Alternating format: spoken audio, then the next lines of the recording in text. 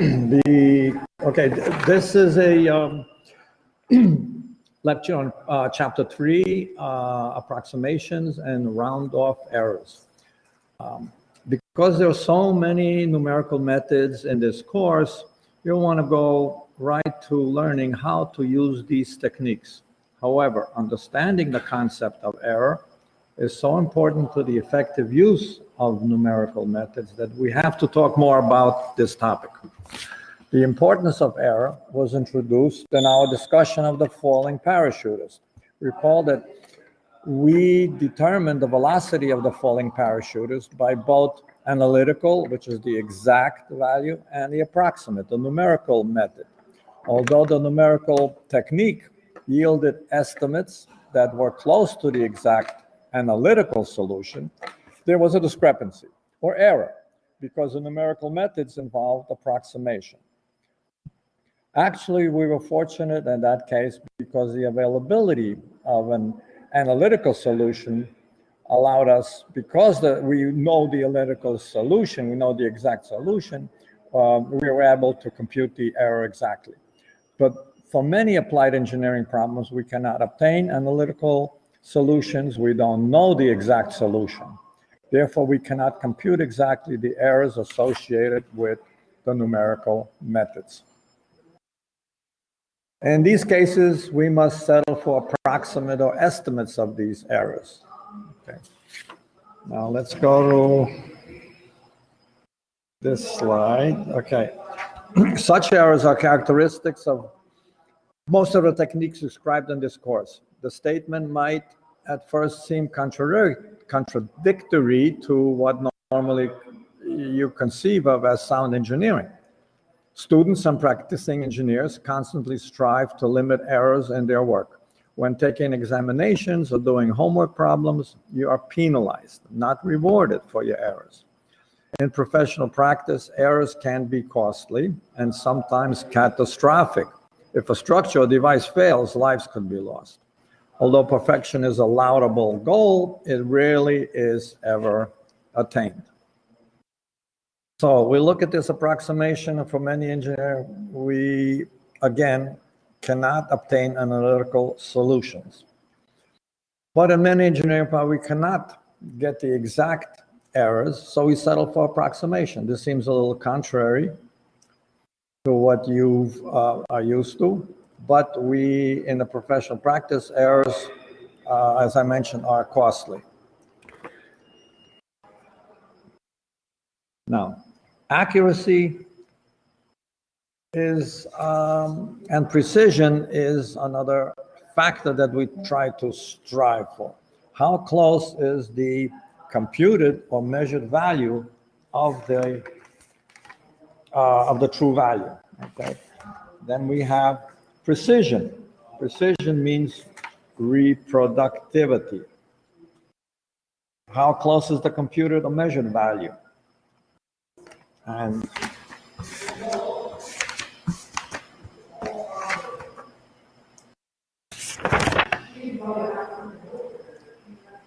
let's look at the actual slide for showing what I was talking about, the accuracy. Okay, let's do.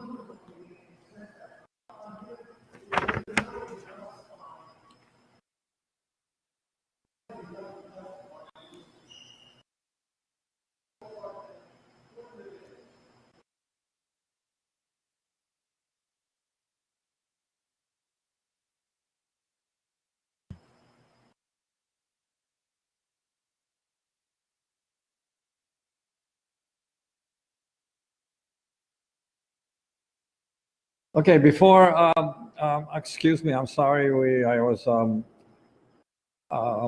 distracted here. Before we go into error definition, like to just talk about errors associated with both calculations and measurements in regards to their accuracy and precision. So we have accuracy. Accuracy, which is the upper left side, is neither accurate nor precise. Accuracy refers to how closely a computed or measured value agrees with the true value. Okay. That would be the B slide, okay? That is your accuracy. How close is a computed measured value agrees to the true value? Okay. Precision refers to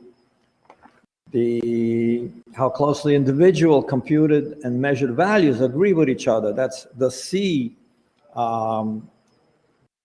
diagram, where it's more precise, okay? And the last one, the D, is both accurate and precise, okay? So again, the A bullseye is neither accurate nor precise. So that bullseye actually represents the truth, okay? And accuracy is also called bias. It's defined as a deviation from the truth, okay? So A and C are equally biased. They're inaccurate because both centered upper left quadrant. Imprecision, also called uncertainty, refers to the magnitude of the scatter. So both B and D are equally accurate. D is more precise. And so numerical methods should be sufficiently accurate or unbiased to meet the requirements of an engineering problem. Okay. Let's look at some significant figures. Number of significant indicates precision. Significant digits of a number are those that can be used with confidence. The number of certain digits plus one estimated digit. So let's take an example, 53,800. How many significant digits, okay? So when we look at the scientific notation, 5.38 times 10 to the fourth has 3 significant digits. And those are 3 numbers before the 10 to the fourth. 5.380 times 10 to the fourth has 4 significant digits. It's the 5, 3, 8, and 0. The 0 has to be included. Okay, now zeros are sometimes used to locate the decimal point, not, I apologize. The last number above 5.380 should be another 0. So it's 5.3800 times 10 to the fourth, and that'll be 5 significant digits. I apologize for that PowerPoint error. Now, zeros are sometimes used to locate the decimal point, not significant figures. So if you look at first one, 0.0000, 4 zeros, 1753, it's the 4 digits at the end, 1753, the 4 digits are the significant figures. And in the second one, again, 1753, so it doesn't matter how many decimal points are significant. Now, let's talk a little bit about error definition.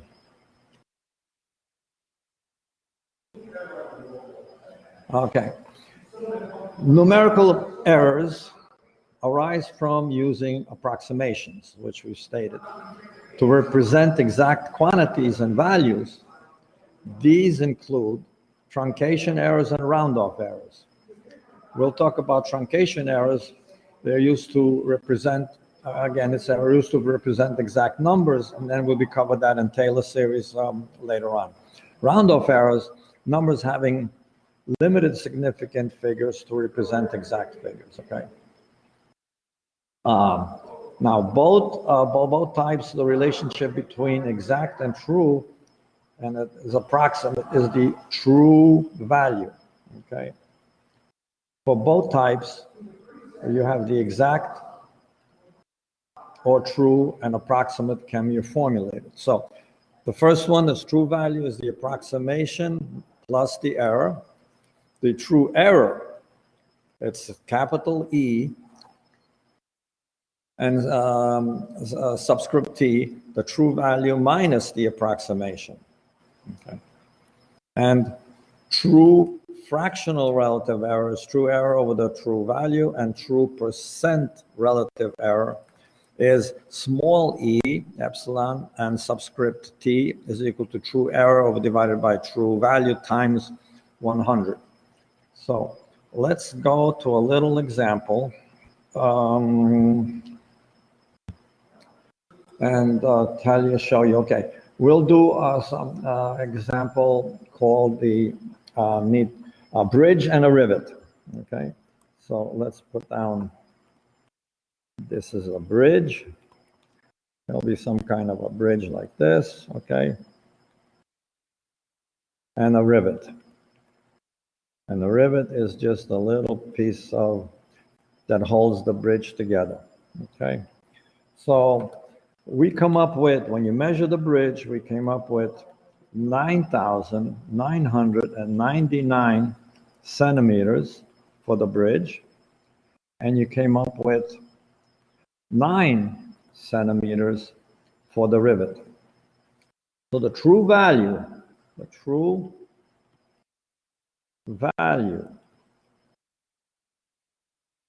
values are 10,000 is the true value of the bridge, and 10 centimeters is the, centimeters is the length, is the true value of the rivet. So the true error from previous slide, we see the true error for the bridge, let's just put down bridge, is equal to the true value minus the approximate, which here it's true value is 10,000 minus approximate 9,999, and that wound up to be 1 centimeter. Now the true error for the rivet is, again, true value minus the approximate value. Let's move this up a little. And the true value was 10 centimeters, and the approximate value was 9 centimeters.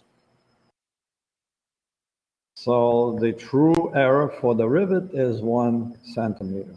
Now both, you see, both measure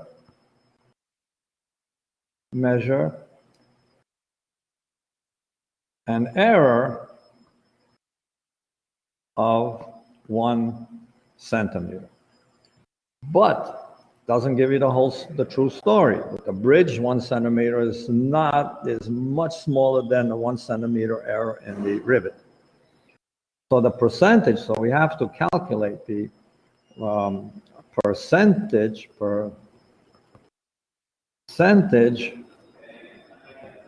relative error, and for the bridge is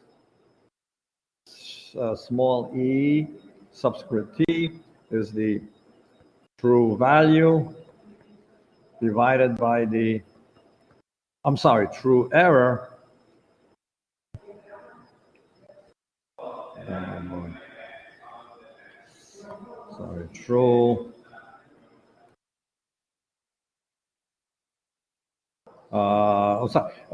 true error, I couldn't find the eraser here, over the true value, and that is equal to, we said true error was 10,000 minus 9,999 divided by 10,000, and that became, and if you multiply, because of percentage, and you multiply by 100%, we wound up that to be 0.01%. And the percentage relative error for the rivet is small e subscript t is equal to, again, the true, not going to make a mistake again, true error divided by the true value. And here it's 10 centimeters minus 9 centimeters divided by 10 and times 100%, because we're getting relative, and that is 10%. So the difference is 0.01% and 10%. Even though both have the error of 1 centimeter, the relative error for the rivet is much greater. That's why we need the relative measurement. Now let's look at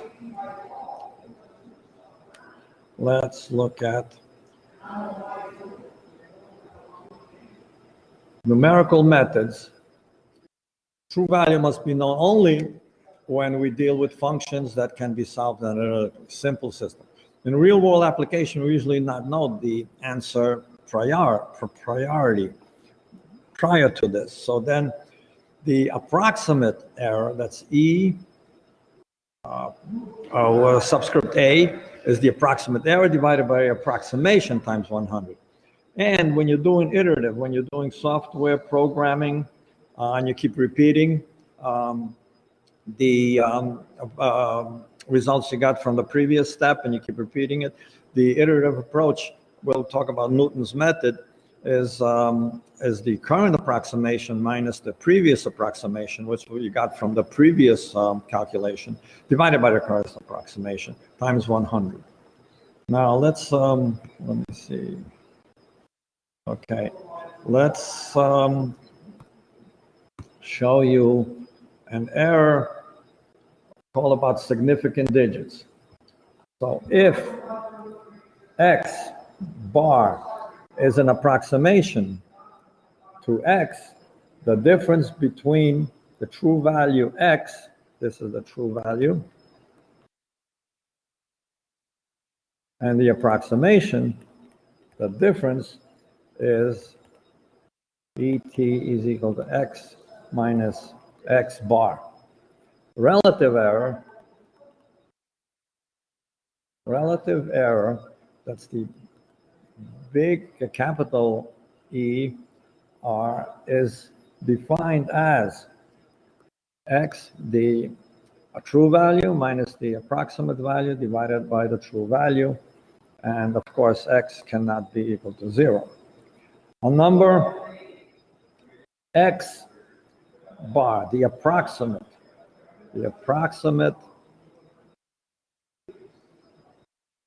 value to the true value is given by this formula. It's the absolute value of the true value minus the approximate value divided by the true value, absolute value, less than or equal to 1/2 10 to the minus D. And D is defined as the significant digits that you want. Okay, how many significant digits do you want to use? 5 digits, 2 digits to give you the answer.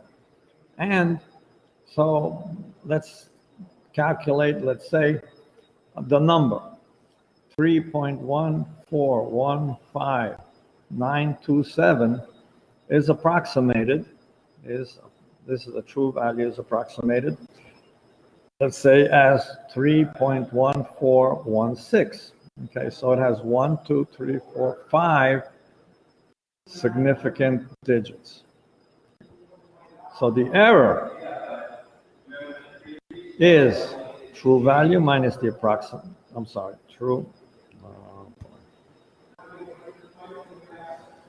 true value minus the approximate value is equal to 3.1415927 minus 3.1416, and that becomes minus 0.0034573. Okay, that's so for error. B, the relative error is absolute value of true minus the approximation divided by true. That is equal to negative 0.0034573. 0, 0, 0, 0, 1, 2, 3, 4, 5, 73, divided by 3.1415927, and that becomes, I'll have to write it here, 0 point, since it's absolute, we don't need the negative, 1, 2, 3, 4, 5, 2, 3, 2, 3, 7. So now see, the error, true error is 0.00000232237. Is that less than 10? We said D wanted to be 5 significant digits. 10 to the minus 5th over 2, and that is 0.00005. So since x prime approximates x to 5 significant digits, we are satisfied. Now let's go look at some sources of error. Sources of error. In general, numerical results is subject to the following types of errors. Let's put down sources. Let me just move this up. Sources of error. Okay. 1, errors with the mathematical modeling. Okay, modeling. What that is, the simplifying approximation and assumptions made in representing a physical system by equations introduce errors. So mathematical, how you formulate the problem into mathematical terms could be one of the sources of errors. Blunders. Simple human blunders could be programming errors. If undetected, introduce errors in the computed values. So let's say you have a large program and it's written, and it is a good practice to divide into smaller subprograms and test each subprogram separately for accuracy. So you may have some errors resulting in that. Also errors, let me see, there's some more blunders. What did I see? Human errors in calculating and making your calculations. Okay, also. Errors, number 3, the third, errors in input, such as data transfer and measurements you made. You made some errors in making these measurements. Another one is machine error. Machine error. Something like floating point representation of numbers involves rounding and chopping errors. Okay, computers work on floating point, and there's inherent built-in errors. So for rounding off these numbers or chopping errors, as well as underflow and overflow errors, these errors introduced at each arithmetic operation during the computation. So you have to be aware of this. Could be machine errors also. Propagation errors. Propagation errors. Okay, errors, small errors in the first iteration. You make the first iteration out of 10, 20, 30 steps. The first error, if you have a little, the smallest amount, it gets multiplied as you keep iterating. Using results of the first iteration to get the second, to get the second, to get the third. You must be very careful that the first iteration doesn't have that tolerance of the errors. And you have truncation error associated with procedures. We will get into that. Taylor series, Maclaurin series, a math process that introduces a truncation error. So let's say an infinite series like e to the x.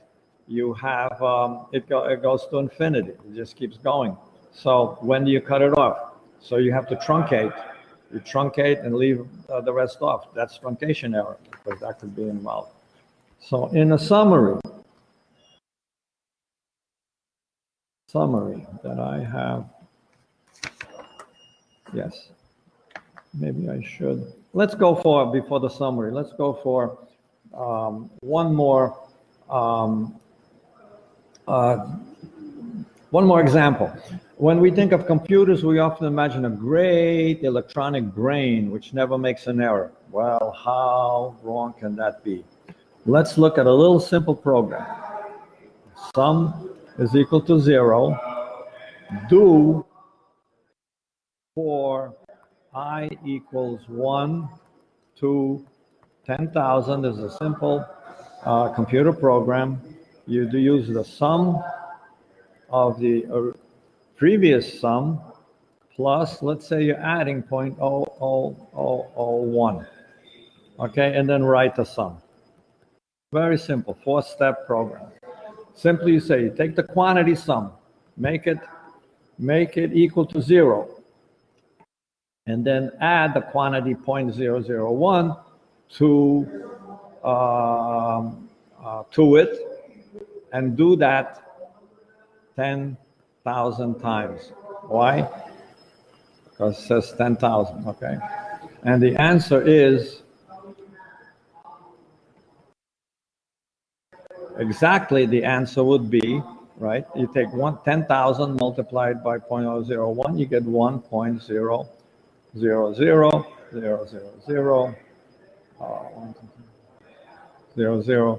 Okay, exactly. So you have 8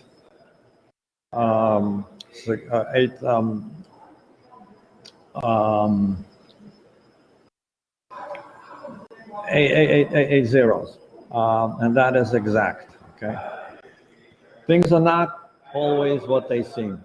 If we actually try to program on a computer, we might easily get an answer of 0.999352269. Only accurate to 3 digits, significant digits. Granted, the error may be small, only, let's see, only point, when you take this and subtract it, you get 0.00065 or so, which is what, 0.065% error. Still, it is wrong. It is not 1 like it should be. So that destroys our notion, right? Destroys our notion of computers' infallibility and makes us wonder about results if other more complicated calculations. To see why a computer makes such errors of all and how to go about reducing errors is what we will concentrate in the subsequent lectures. Let's go another example. Cause of serious computer errors. Round off, let's say, in addition or subtraction. So let's put round off in addition and subtraction. When you're rounding off, that's one of the errors we talked about. Subtraction of large and small numbers, okay? Let's say we want to add 5,000 plus 0.01 on a 4-digit decimal computer, small decimal computer. So we take 0.01, which is 0.1000 in scientific notation, 10 to the minus 1. And 5,000 is 0.5000 times 10 to the fourth. So you need to normalize. Normalize before we can add. So how do we normalize? We have to normalize, get same power of 10. So to do that, we get 0.000001 times 10 to the fourth. So keep the same, and this is 0.5000 times 0 times 10 to the fourth. Now we can add. This becomes 0.500001 times 10 to the fourth. Since it's a 4-bit computer, the last 2 digits are cut off. This is cut off. Let me see. This is cut off. And we get 0.5000 times 10 to the fourth. This is the same as what you started. So might as well not have done the addition at all. So some scenarios: subtracting large numbers and small numbers, overflowing and underflowing, multiplying, dividing by small numbers. Quantizing is an error. It cannot be expressed exactly. An output error. Anyway, so we have that to consider when we're dealing with our numerical methods. Let me see that I have the summary. Yes, so let's just summarize.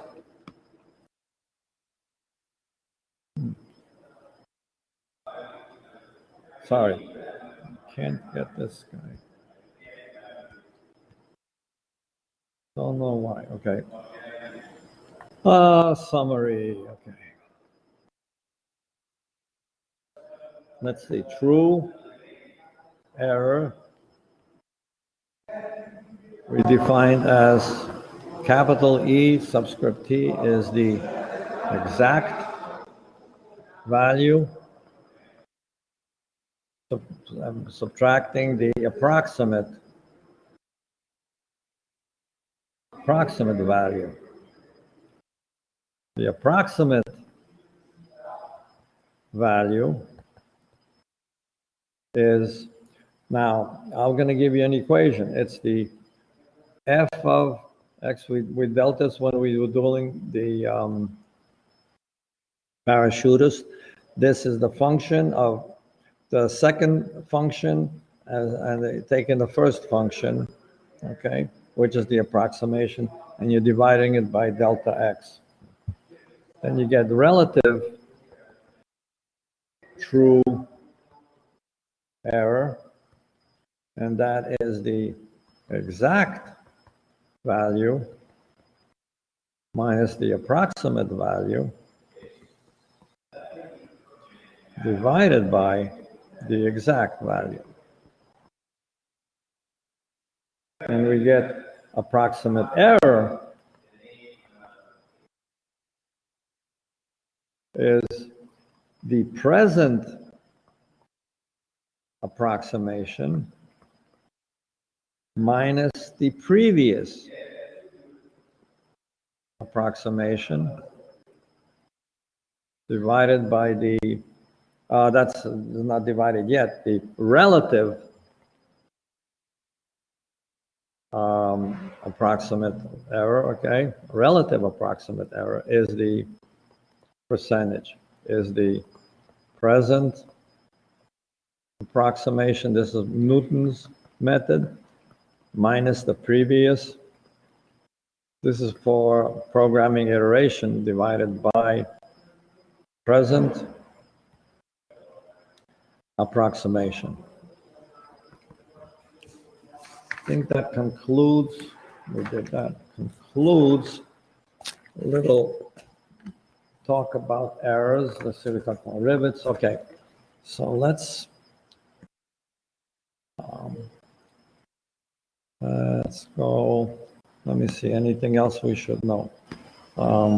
This we covered. This is the, I believe, that's for the equation for finding out the significant figures. Round-off errors, numbers such as pi, epsilon, or square root of 7 cannot be expressed as fixed numbers of significant figures. So, and computer use base 2 representation, they can only certainly certain exact base 10 numbers cannot precisely represent it. Fractional quantities, a typical representation in computer floating point. So if you know floating point calculations, you know there's a mantissa, there's an exponent, the integral part, and the exponent.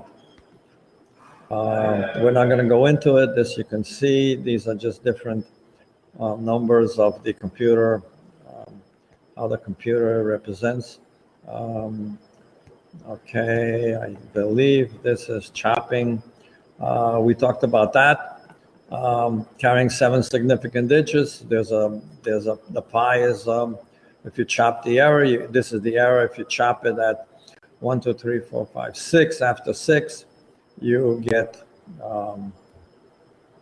this an error. If you round it, you get this error when you're rounding. So some machines use chopping because rounding adds to the computational overhead, as you can see.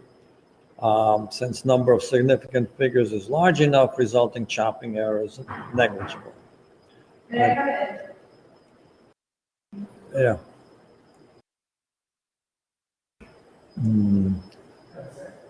Oh no.